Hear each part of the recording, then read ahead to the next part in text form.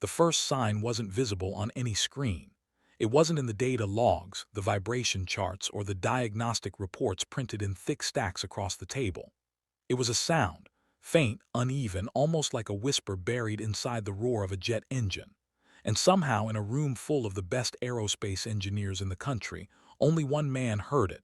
The problem had already cost millions. The prototype engine, codenamed Aquila X, was supposed to revolutionize aviation. Faster, quieter, more fuel efficient. But during testing, it failed unpredictably. No consistent error, no visible fault, just sudden dangerous shutdowns mid-run. Experts were called in from everywhere, top engineers, analysts, even retired specialists with decades of experience. They studied everything: temperatures, airflow, pressure ratios. Every component was dissected and tested again and again. Nothing. "We're missing something," said Dr. Michael Reeves, rubbing his temples as he stared at another inconclusive report. "There has to be a pattern." There was.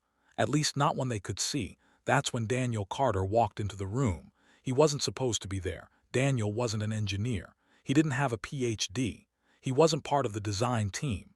He was just a maintenance technician, a single dad who worked long shifts keeping machines running while raising his 8-year-old daughter, Lily. He had grease under his nails and exhaustion in his eyes, and he had been quietly listening. "Sir, I think it's not the pressure system," Daniel said, hesitating as all eyes turned toward him. "I think it's the timing."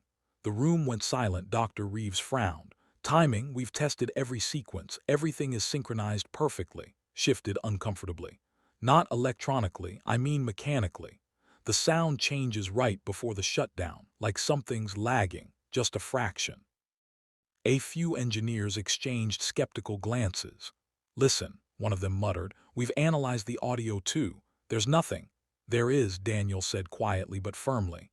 "You just have to hear it differently." That caught their attention. "Differently how?" Dr. Reeves asked. Daniel swallowed. "Slow it down a lot, and isolate the third harmonic frequency."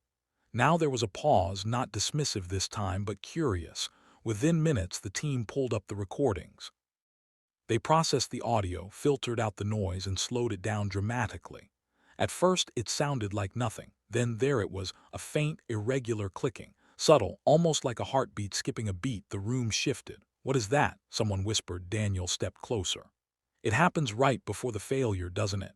They checked every time, the same sound, the same moment, the same failure. Suddenly, the invisible had become undeniable. Hours turned into a frantic investigation. The team traced the sound back through the engine's components, isolating systems one by one. Finally, they found it, a tiny flaw in a coupling mechanism, something so small it didn't show up in standard diagnostics. Under high stress, it caused a microscopic delay in rotation timing, just enough to throw off the entire system, a delay measured in milliseconds.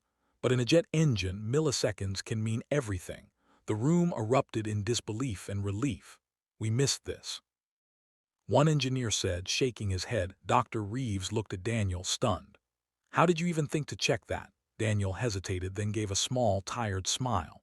"My daughter plays the piano. She's learning rhythm. Sometimes she messes up just a tiny bit and most people don't notice, but I do." He paused, "because I listen for it." Filled the room again. But this time it was different. It wasn't doubt, it was respect. The flaw was fixed. The engine was retested. This time it ran flawlessly. News spread quickly within the company. The unsolvable problem had been cracked not by the experts but by a maintenance technician who simply paid attention in a way others didn't. Daniel was called into a meeting a few days later. He expected a formal thank you, maybe a handshake. Instead, Dr. Reeves stood up as he entered the room. "We almost failed," he said honestly. "Not because we lacked intelligence, but because we stopped listening in the right way." Stepped forward. "You reminded us of that." Nodded, unsure what to say. "We'd like to offer you a position on the engineering team," Dr. Reeves continued. "You've already proven you belong here." Blinked, caught off guard. I don't have the qualifications," he said. Dr. Reeves smiled. "You have something better." Thought about the long nights, the struggles, the moments he doubted himself as a father, as a worker, as someone who never quite fit in places like this. Then he thought about Lily, about her piano, about how she smiled every time she got the rhythm right. "I'll take it," he said quietly. That evening Daniel picked up Lily from her lesson. How was it today? He asked. She grinned. I messed up a lot, laughed. That's okay. Then she added, but I fixed it. I listened better, smiled, his eyes soft. Yeah, he said.